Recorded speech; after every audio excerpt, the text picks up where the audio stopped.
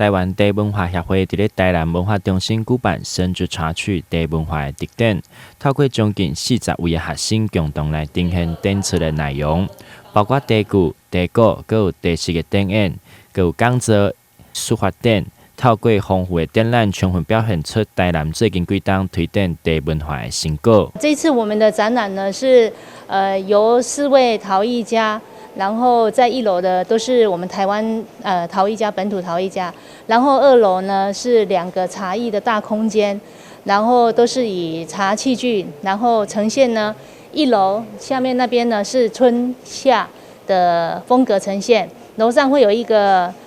秋天的气息的展现，还有一个冬天下雪的空间的布置。特展甲展区以1楼甲2楼作为区分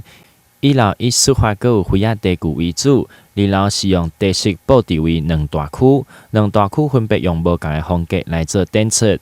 甲大自然的元素融入于布置当中，营造出舒适自在的环境。这是台南文化中心新春系列的展览，特别邀请那个台湾茶文化协会于1月15至2月6号，在台南文化中心无物陈列馆的1、2楼举办深知茶趣茶文化特展。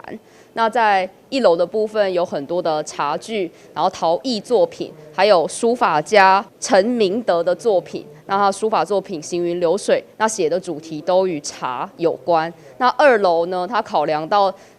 这一次蛮特别的，它与空间的就是空间的情境有做特别的装置，那再摆上茶席，非常的特别。欢迎对茶文化有兴趣的民众，会当伫1月15号到2月6号的期间，来到台南文化中心，深心来感受一下台湾的茶文化。台南新闻刘品言采访报道。